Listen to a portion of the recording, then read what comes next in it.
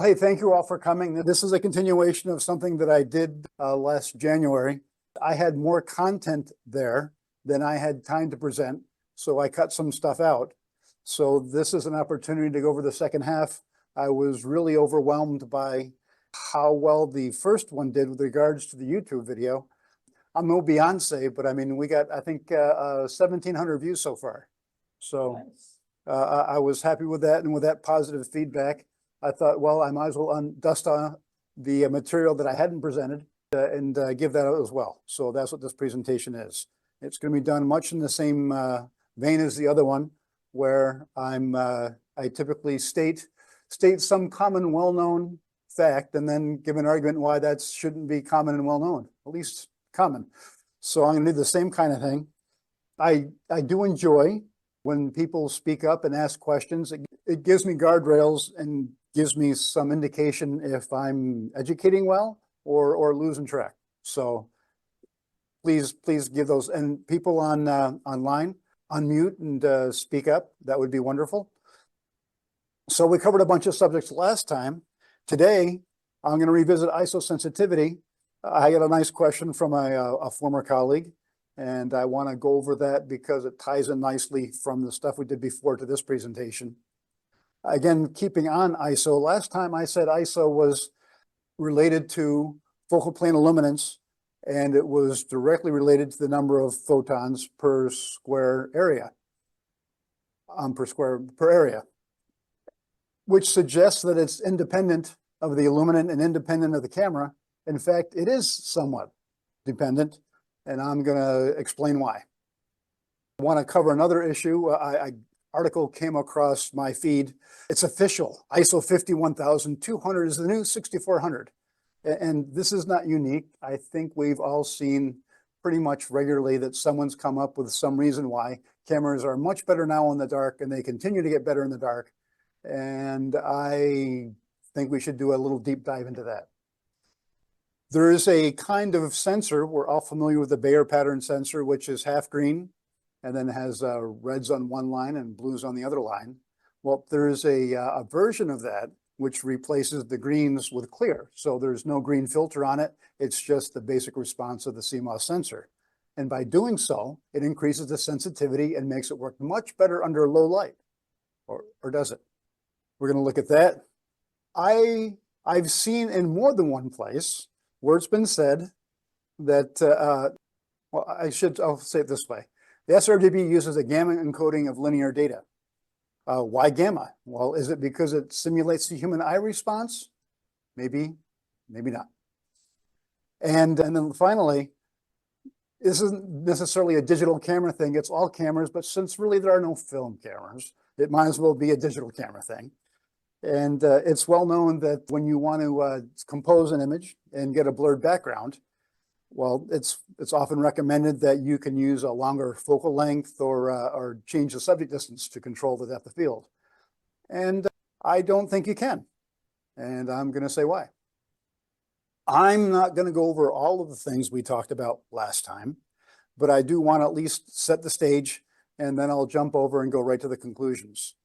So the system we're talking about, generally speaking, we talk about noise and signal, is you start with illuminant.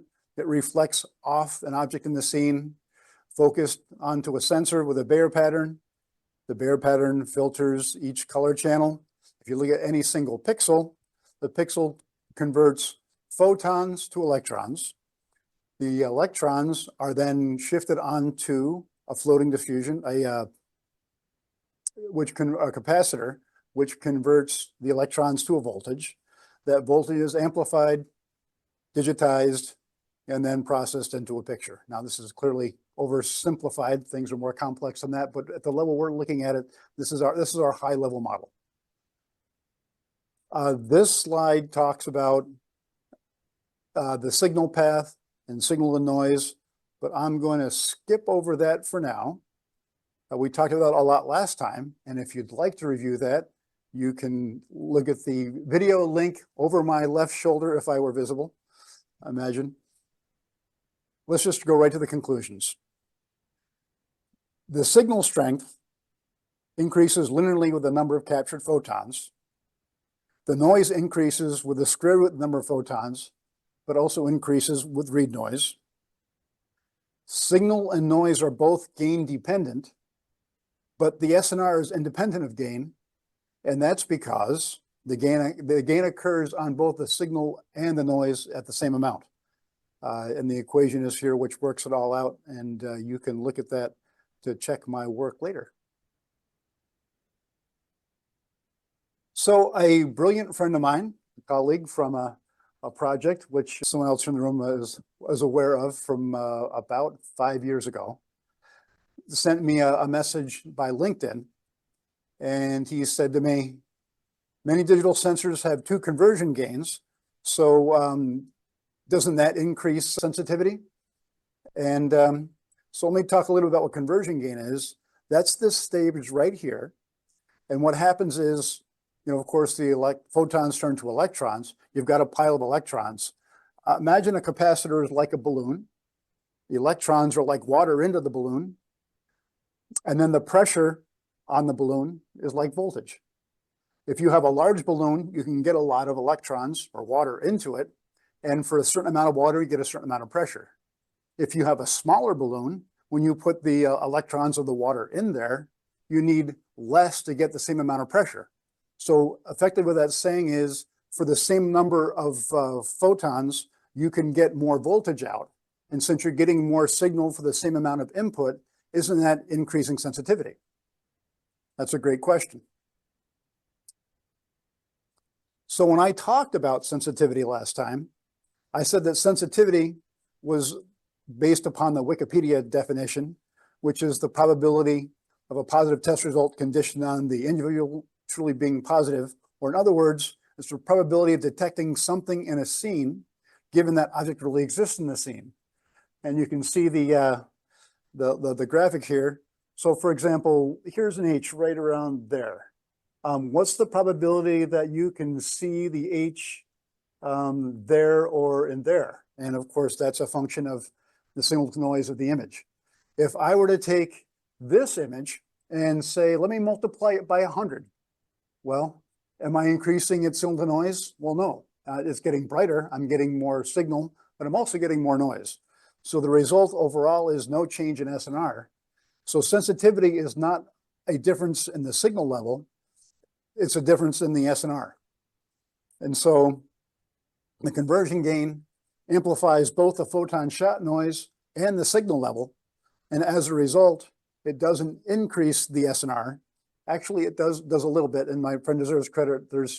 There can be some read noise which occurs independently of the gain, and so it sees a different gain. So there can be a small thing, but if you remember what we looked at last time, I showed that at an 18% gray, read noise on most systems, on a decent system, dominates at an 18% gray at around ISO 500,000.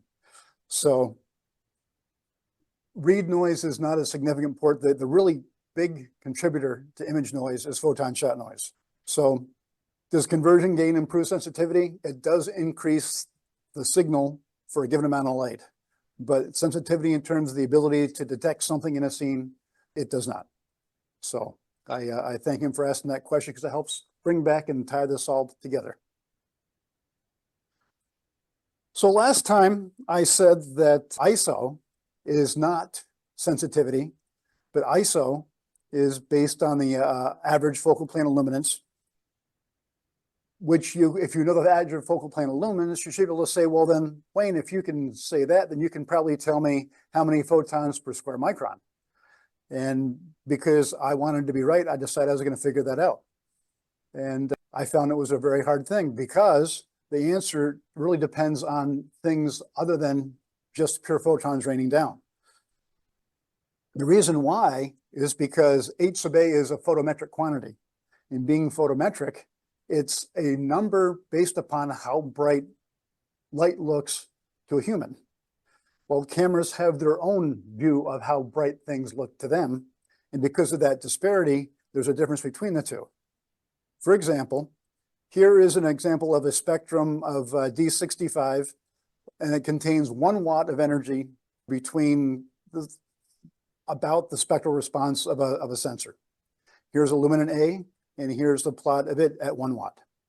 When we multiply it by the photopic efficiency function to convert it from watts to lux, 1 watt of D65, if you integrate this curve, multiplying this curve times this curve, gives us 206 lux.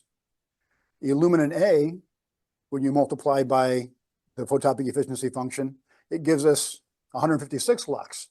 So for the same amount of power, we end up with 2 different light levels. And of course, the reason why is the more energy an illuminant has at, I think it's 550 nanometers, which is, yeah, 550, you get the most credit, right? And the more you move off that curve, the less credit you get. So the amount of light you get, lux, depends on the shape of the illuminant. So because of that difference in response, and there's another thing to keep in mind, is that we talked about energy, but there's also photons. There's more energy in a blue photon than in a red photon.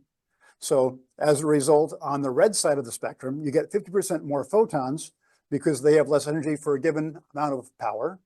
You get more photons per watt than you get in the blue side.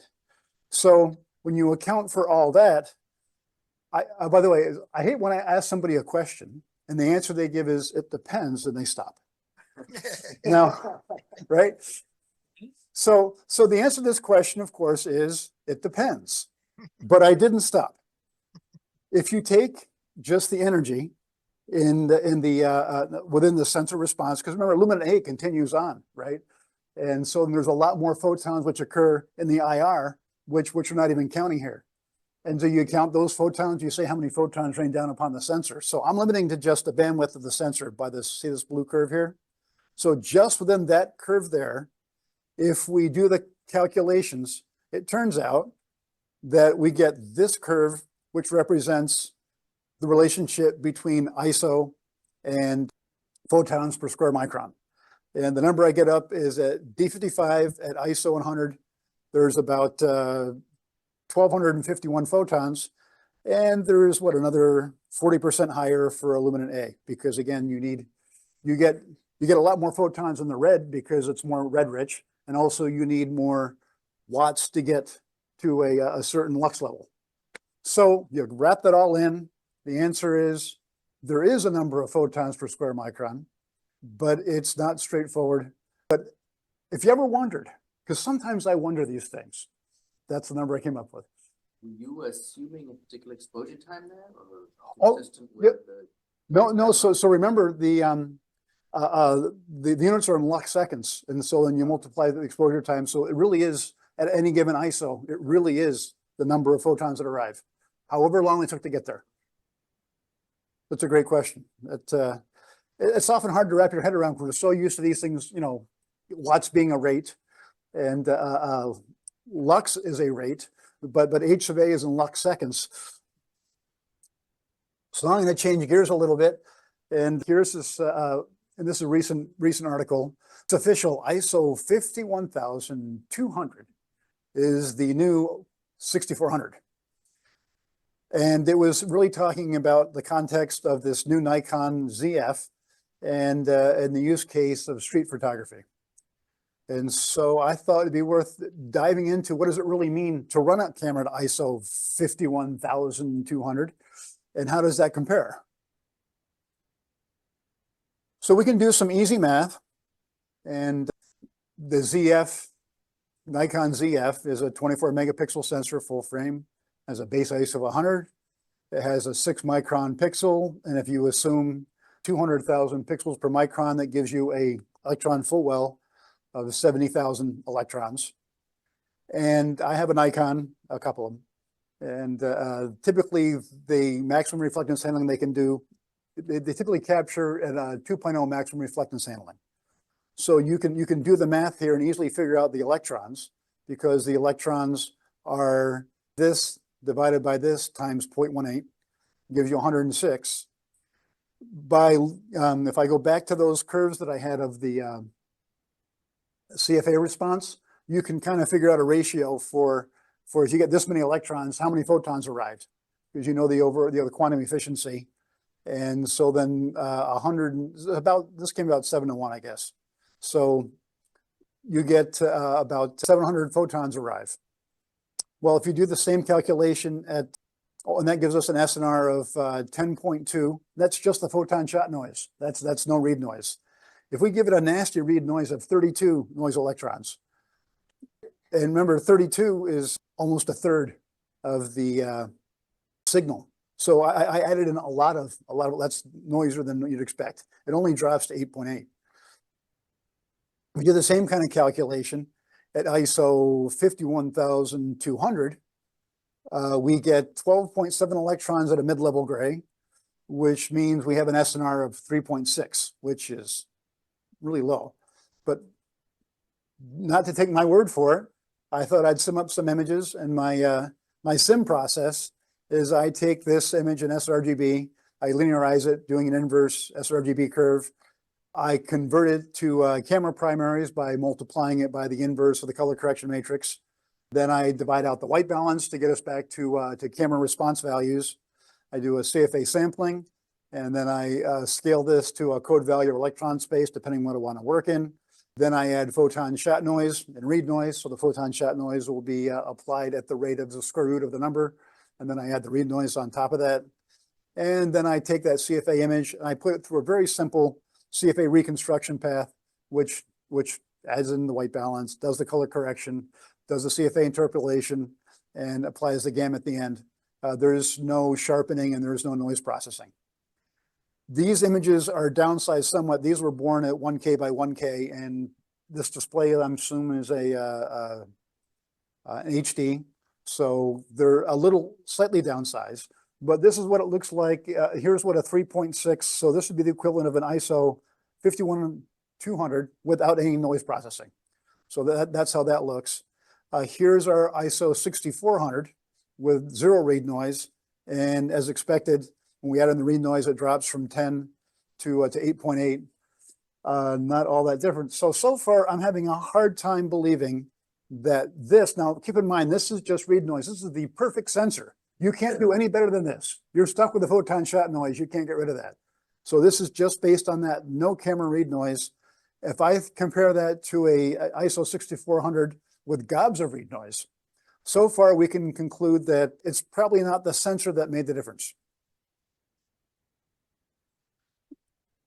So if it's not the sensor, is it the processing path? Is it possible that the image noise was mitigated by image processing? Well, if I look at the picture he included in the article, 700 photons arrive. Well, if you do the same calculation and that gives us an SNR of 10.2, that's just the photon shot noise. That's no read noise. If we give it a nasty read noise of 32 noise electrons, and remember 32 is almost a third of the signal. So I added in a lot of that's noisier than you'd expect. It only drops to 8.8. We do the same kind of calculation at ISO 51,200. We get 12.7 electrons at a mid-level gray, which means we have an SNR of 3.6, which is really low. But not to take my word for it, I thought I'd sim up some images, and my sim process is I take this image in sRGB, I linearize it doing an inverse sRGB curve. I convert it to camera primaries by multiplying it by the inverse of the color correction matrix. Then I divide out the white balance to get us back to camera response values. I do a CFA sampling, and then I scale this to a code value of electron space, depending on what I want to work in. Then I add photon shot noise and read noise. So the photon shot noise will be applied at the rate of the square root of the number. And then I add the read noise on top of that. And then I take that CFA image and I put it through a very simple CFA reconstruction path, which adds in the white balance, does the color correction, does the CFA interpolation, and applies the gamma at the end. There's no sharpening and there's no noise processing. These images are downsized somewhat. These were born at 1K by 1K, and this display, I'm assuming, is an HD. So they're a little slightly downsized, but this is what it looks like. Here's what a 3.6, so this would be the equivalent of an ISO 51,200 without any noise processing. So that's how that looks. Here's our ISO 6400 with 0 read noise. And as expected, when we add in the read noise, it drops from 10 to 8.8.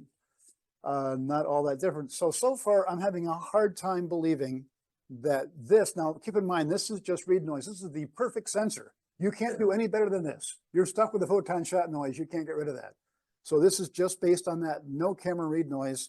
If I compare that to a ISO 6400 with gobs of read noise, so far we can conclude that it's probably not the sensor that made the difference.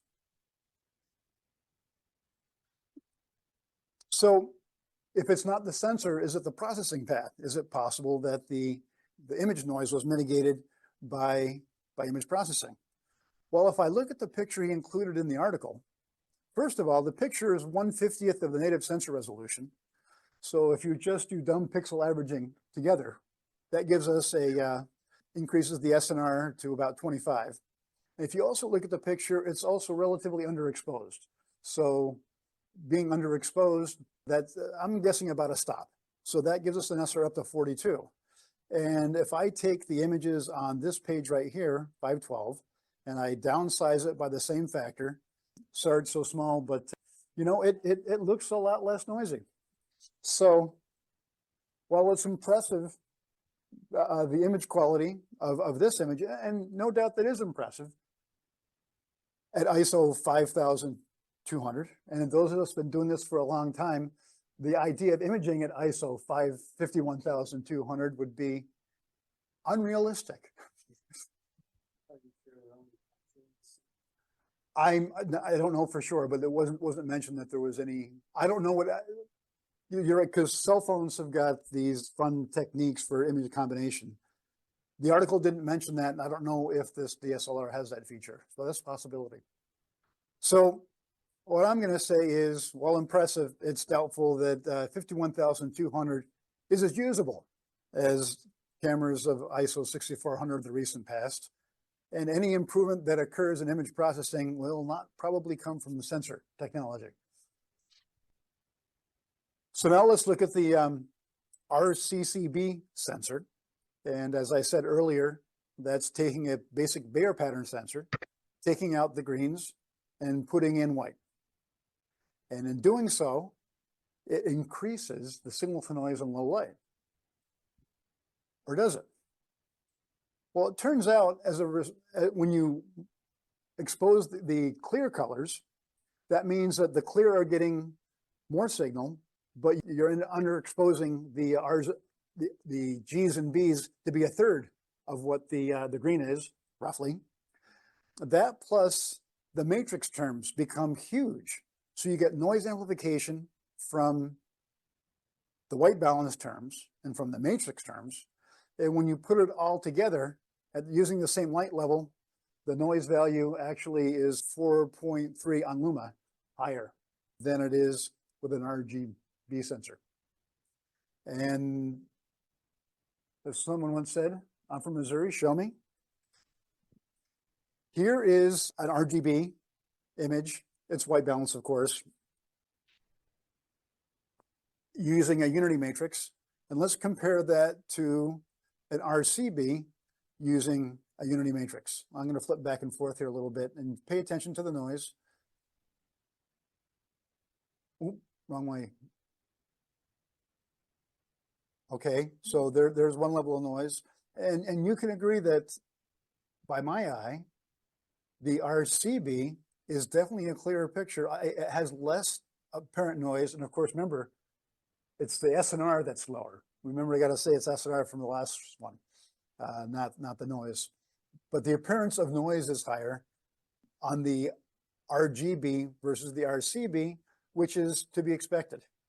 But when we apply the color correction matrix, here is the RGB with the color correction matrix, and here is the RCB of the color correction matrix. And so, as you can see, the color corrected version is much worse. So what that really says to me is, if you have a computer vision application where color difference is important, but calibrated colors is not. So in other words, luminance is way more important than color. Then an RCCB sensor may have some advantages. But if the requirement is that the color be calibrated to an sRGB type primary set, then you're going to get a noisier image with the sRGB. I think everyone knows what depth of field is. When you take an image and you focus at some point less than infinity, there'll be some region that's in focus. Things closer could be out of focus, and things further away will be out of focus. And you have control over that depth of field by changing the F number. When you have a smaller physical aperture, you have a greater depth of field. You can also increase the depth of field by getting closer, reducing the, increasing the object distance, or by using, you can increase the depth of field by using a shorter focal length. But what I'm going to claim is there's really only one control you have, and that is F number. And why do I say that? Well, first of all, I'm making the assumption is you're using a single camera. You don't have a pocket of cameras. And you're going to say, well, I'd really like a huge depth of field, so I'm going to use this one today. I'd like a shallow depth of field. I'm going to hang out with Ansel Adams and use this one. So I'm making that, and also the assumption that because of image composition, you have in mind a certain desired size of the subject in the image. So consider this scenario. You're taking a picture of someone, and you have a particular composition, a subject size in mind, and you have a 50 millimeter lens, and you say, you know, I want to use a longer focal length. I could get a shorter depth of field by using a longer focal length, but I'm not really interested in just her left ear. I'm really interested in keeping the subject the same size, and so I back up. In these two scenarios, if you have a 50 millimeter lens of a subject 4 meters away, or a 100 millimeter lens and the subject 8 meters away, in order to keep the same subject size, which one of those two has a greater depth of field? I did the math for you. Turns out, if you keep the subject size the same, notice that the focal length and distance fall out of the equation, and it's independent. So it turns out, and this was a surprise to me because I was curious one day, and I created a spreadsheet, and I said there's something wrong. When I change it, the depth of field doesn't change. And then I looked at the math and I did the algebra, and I discovered that, yes, so both of these will have the exact same depth of field. So if you have a lens and you get closer, but then change the focal length to maintain the subject size, you've done nothing to change the depth of field. The only way to change the depth of field is with F number. So now you can take some of those lenses out of your bag. So I read this somewhere, and I won't say where, but somewhere else I read, and I found this quote here from pyimagesearch.com, which it said, we apply a gamma correction, a translation between the sensitivity of our eyes and sensors to a camera. And I've heard it said, in fact, why do you use the gamma curve? Why that shape? And it's also well known that many image editing applications work on sRGB data.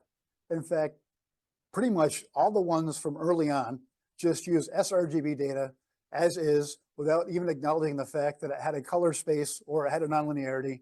It just multiplied, divided.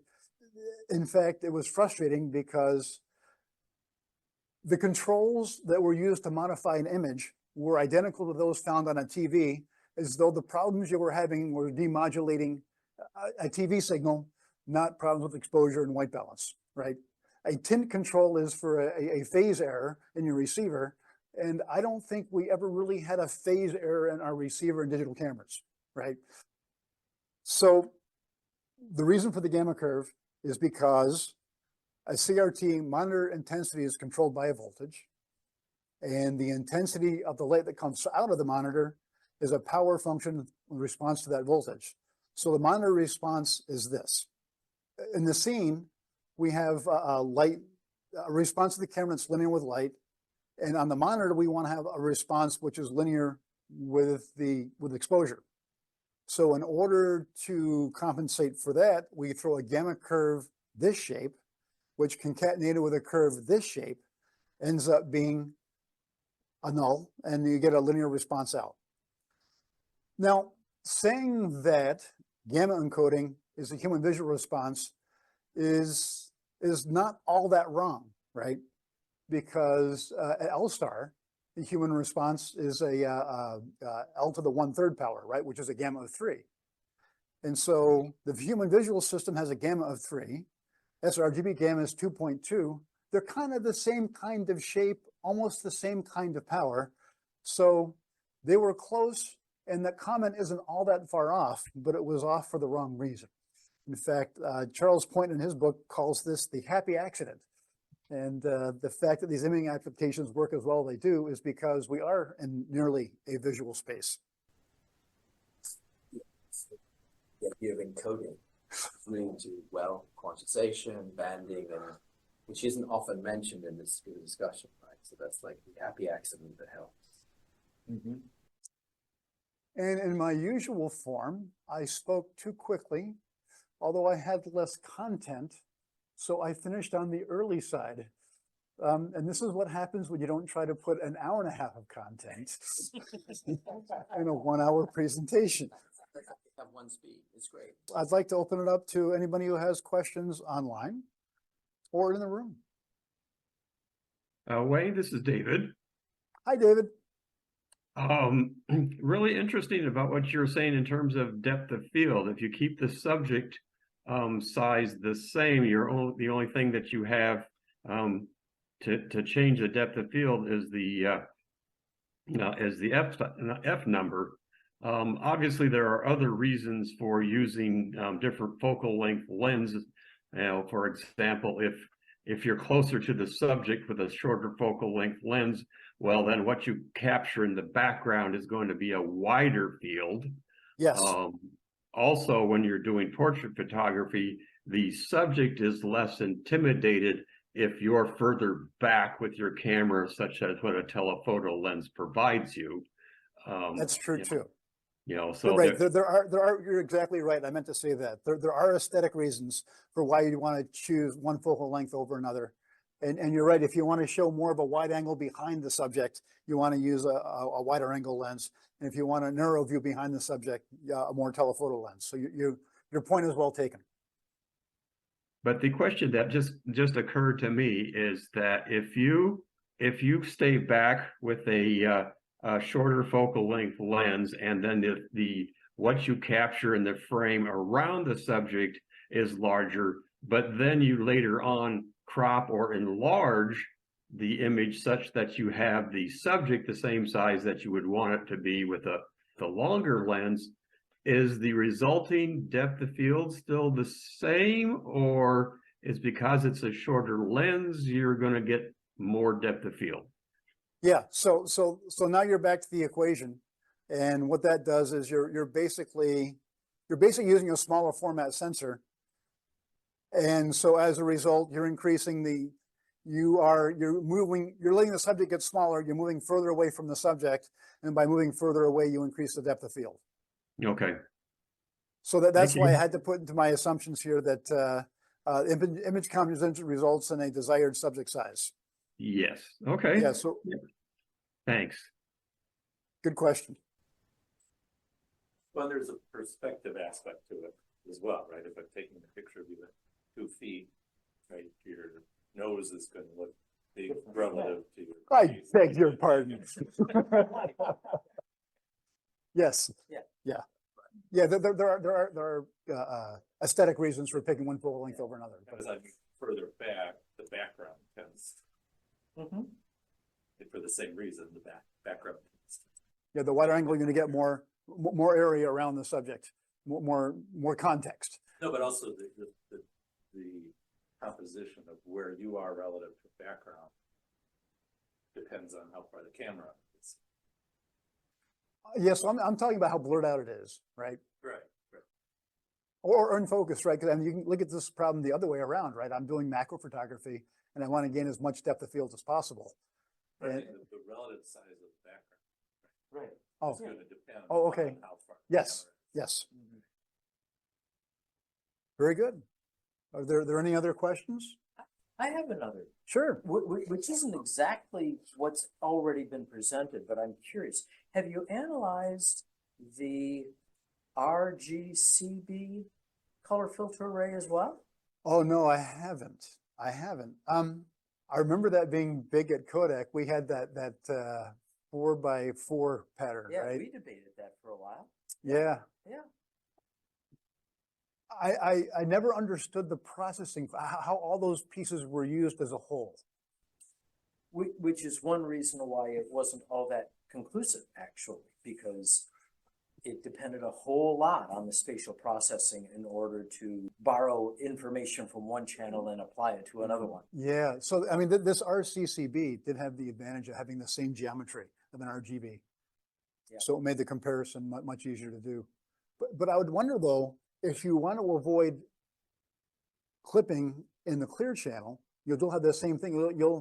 What you gain in the clear channel, you'll end up Oh, yeah. having quite a difference No, in yeah, that was one of the things we ran into is of course the SNR, you know, the SNR in the color channels was noticeably worse than it was in the pan channel. And so it was there was a lot of work to beat down the noise in the product. And again, I think as you pointed out, if your goal was not to get to a human color system, then it had maybe some advantages. But if your goal was to get to a human color space, the noise penalty of getting to a calibrated color space still made it a challenge. But and you know, and I think a lot of it was that it also demanded more processing to make that work well. Yeah, I'm always amused by how hard we've tried to do better than what we did in the 90s. And we also and there's a lot of good IP that's been generated and a lot of good work that's been done. But it's remarkable to me how many things have come and gone and we still seem to go back to the old recipe. Well, if I could make one comment for Bryce, his last name is pronounced Bayer, not Bayer. And it is interesting that he had the first pick of what color filters to use. And a bunch of us have patents on other alternatives. Yeah. And they're not using it.